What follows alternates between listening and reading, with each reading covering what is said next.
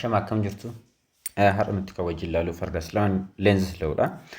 Seerota kan lamantu jira. Seeronni kun lamaan maal isaanii maalirratti kan isaan hundaa'anii yookaan immoo beezik konseptiin isaan duuba jiru maalidha kan jedhu kan nuti wajjin ilaallu. Formula akkas jedhutu jira. Electromagnetic force is equal to change of magnetic flux over change of time. Kana jechuun maalidha? Formula kanatu jira. Farda siloonis formula kana keessatti ibsama. Leenjii siloonis illee formula kana keessatti argama. Farda siloon maal argate? Amount argate. Leenjii siloon immoo maal argate? Direction argate. Farda siloon maal jedha? Yeroo darbii akkuma viidiyoo darbii irratti ilaalle magnetic fiildiin jijjiirama taanaan maaltu uumamuu danda'a? Kaarentiin uumamuu danda'a jenneera. Kaarentii kana ammauntii kan itti godhe eenyudha? Farda siloodha jechuudha kan inni argate. Kazaas kaarentiin kun immoo directionii kamiitiin deema? Direction isa maal fakkaachuu qaba kan jedhu kan argate leensis nama jedhamudha jechuudha.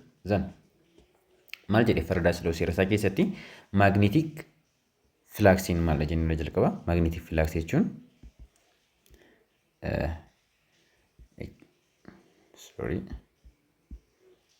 magnetic fluxiin kan immoo waan akkasiidha. B cross A magnitude isaa yookaan maamni isaa B cross A dha. Kana jechuun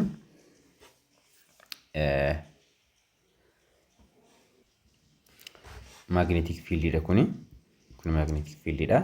Kun immoo area dha. Flux yeroo darbe ilaalleerra jechuudha. Isheen kun flux jechuudha. Kaza fluxiin kun reetii ittiin jijjiiramutu yookaan immoo taayimii keessatti fluxiin kun jijjiirama gaafa deemu yookaan dhaabbataa yommuu hin ta'ini maaltu uumamaa deema? Electromotive force yookaan immoo voltage kan jennu sana jechuudha. Isatu maddisiifamuu danda'a kan jedhu sana waan nu kaa'ee jechuudha farda siloon kun. Namni farda jedhamu kun jechuudha. Kana booddee seerri kun maal jedhamte? Farda siloodha jechuudha. Farda siloo keessatti maaltu ta'uu qaba? Change of magnetic fluxitu jira. Change of magnetic flux jechuun maal jechuudha?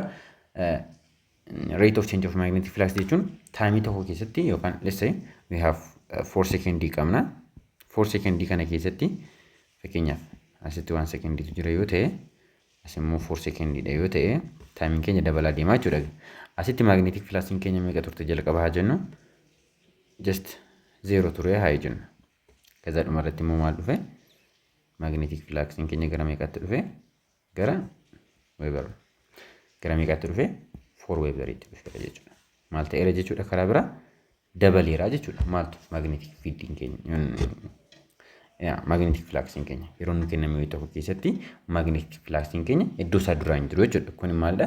Jijjiirama isaa inni agarsiisudha. Garuu otoo asis fakkeenyaaf haa jennu otoo as kana jalqaba 4 Weberii ture. Amma saatii sekendii 4 booda asittis 4 Weberii madha.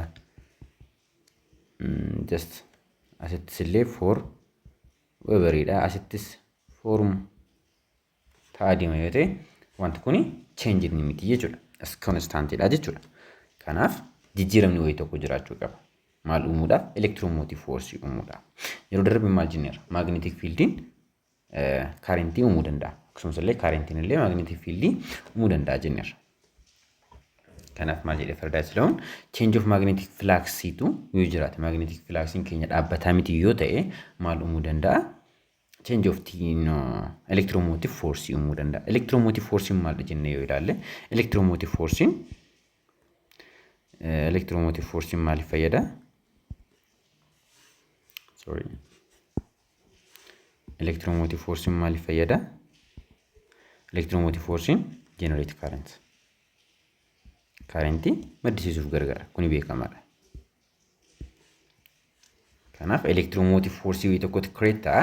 Electromotive force kun maal godha? Kaarentii wayii tokko create godha. Inni kun maalidha? Seera fardaayis la'uu keessatti ibsamedha. Fardaayis la'uun kun egaa wanta kana erga ibsee eeriyaa wayii tokko keessatti yoo fudhatee ilaale maal jedhee haa jennu jedhe coilii fudhannee ilaallaa jedhe. Coilii number of coil. Coil jechuun maal jechuudha? Waan akkasii shiboo waan akkasii loopii akka kana fudhannee ilaalle loopii kana keessatti yoo change of magnetic flux hin jireeti. Change of magnetic flux gaafa jennu magnetic fieldii qabna. Magnetic fieldiin kun move ta'a. Move gaafa ta'u immoo area wayii tokko immoo jira. Eriyaan keessa darbu. Eriyaan keessa darbu kun wanta kanadha jechuudha. Qofaatti kaasnee ilaalle waan akkasii qabna yoo ta'e kun area keenya yoo ta'e area keenyadha. ከዛን መማልቱ ጅራ magnetic field immoo just move ta'aa jira tokko tokkoon ishee akka kanaadha jechuudha flexiin kun kana keessa move gaafa ta'u maaltu uumama jechuudha magnetic flux tu jira jechuudha karaa biraa areaan keenya constant dha kan jijjiiramaa jiru magnetic flux dha magnetic field dha magnetic field jijjiirama tanaan immoo formula keenya keessatti maaltu jira b cross a dha waan ta'eef b jijjiiramaa jira tanaan dirqama fluxin isin jijjiiramaa jechuudha kuni gabaabumatti seera Faraday dha jechuudha Faraday slow gaafa state goonu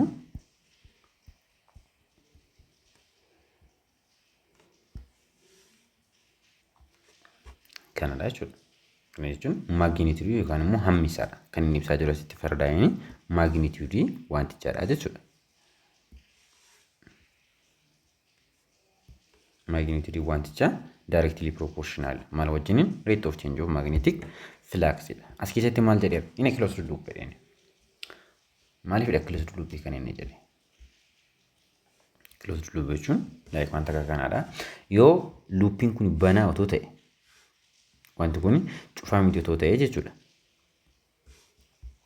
ajennu otoo kanatti citaadha otoo ta'e maalidha there is ajennu magnetic area dha kuni magnetic field keessatti move ta'aa jira wanta kana keessatti jechuudha keessni kun area dha keessa loopii kana keessa maaltu jira area beekama looping kun citaadha maalta magnetic field keenya move itti ta'aa jira garuu maaltu ta'an jiru current create ta'an jiru yookaan immoo electromotive force asitti create kan ta'u kun current maddisiisuu hin danda'u because maaliif current maddisiifamuuf closed loop jiraachuu closed loop hin jiru ta'e maal electrononni achi keessa yaa'u hin danda'an electrononni move hin ta'an immoo just as you know there is no currents inni kun maalitti kan xiyyeeffatedha Faraday slow magnitude irratti kan xiyyeeffatedha gara isa kanatti gaafa deebinu as keessatti yoo ilaalle tokko tokkoon ishee maalodha magnetic fieldiin as keessa jira magnetic fieldiin as keessa hin darbaa jennu jijjiiramaadha dhaabbataa miti ba'aasiin asiinaan gaafa deemu magnetic fieldiin as keessa jiru maalidha dhaabbataa miti kaza maaltu magnetic flux jennu garuu section tokko tokko shaa fakkeenyaaf kun tokko lammaffaadha sadaffaadha arfaffaadha shanidha as keessa loopii meeqatu jira shantu jira loopii biraa fudhannee ilaallammoo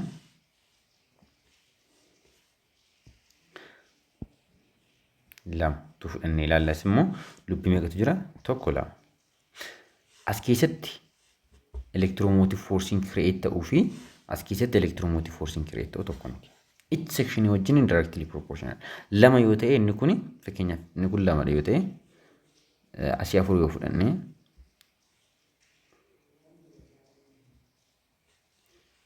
inni kun lama yoo ta'e just akka lamaan baay'atu jechuudha asitti lakkoofsa sanaafidha asii lama qabna yoo ta'e asii immoo afur qabna yoo ta'e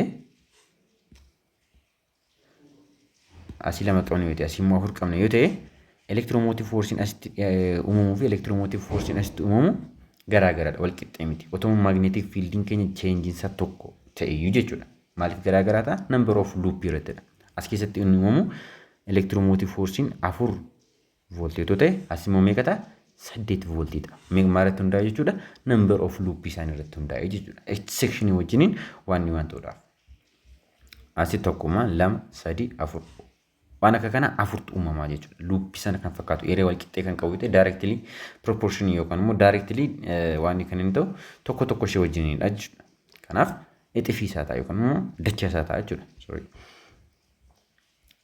zan kanaaf immoo maal jedhee Faraday slow electromotive induced electromotive force number of loop change of magnetic flux over change of t isa kanadha jechuudha kan inni equation kan inni biraa kana seera ammayyoona ilaalle kana keessatti yoo hubattaniitu ta'e maaltu jira fuuldura isaa negative aslee dhuftanii yoo ilaaltan negative'itu jira negative'n kun maal kan inni ibsu negative'n kun kan inni ibsu lens slow'dha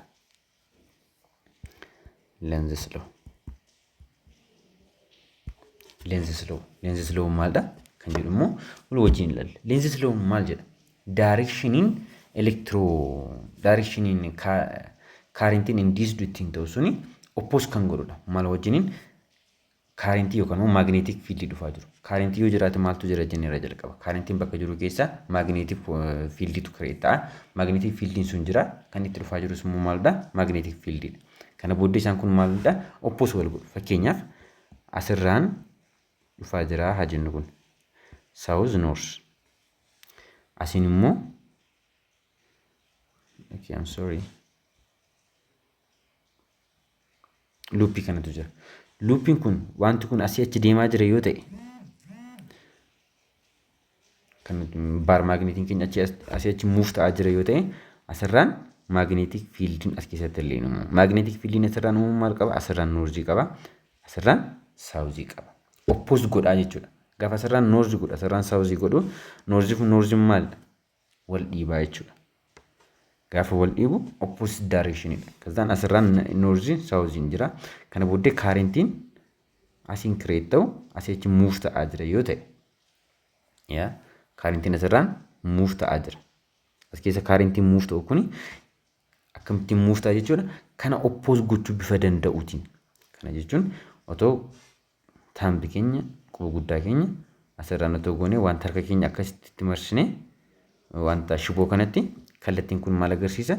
Noorzii agarsiisa. Karaa biraa kaarentiin as keessatti kireet ta'aa jiru asirraan noorzi poolii uumuufidha. Noorzi pooliin yoo uumamesti maal oppose godha asirraan kan dhufaa jira.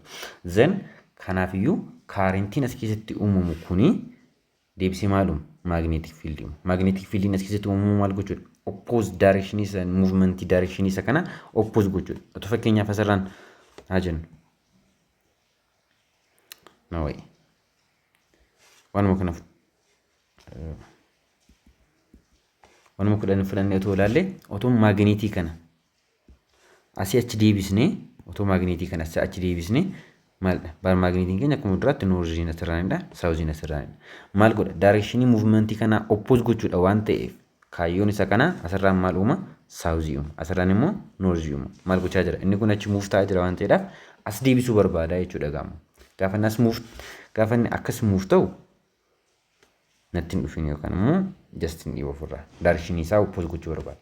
Gaafa inni itti deemu immoo gaafa inni irraatti deemu immoo maal gochuu barbaada? Ofitti harkisuu barbaada jechuudha. Haala kanaatiin kaarentiin as keessatti kireet ta'uu jedheetidha. Leenzi slown kan inni ibsee jechuudha. Jechuudha oppose gochuu yookaan immoo direction movement of baar magneetii sana electric field achi keessa jiru sana oppose gochuudhaafidha jechuudha. Kan inni hojjetu jechuudha.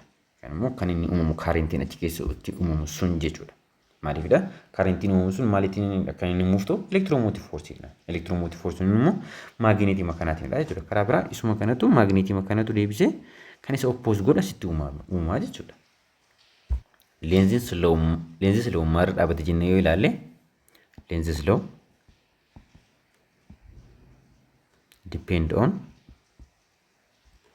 one conservation of energy.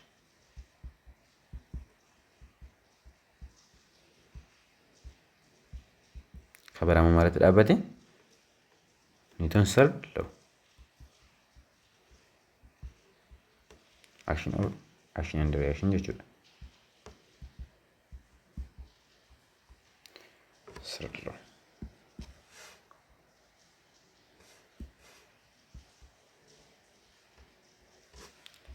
Isaan kana lamaan jechuudha kana dhaabate.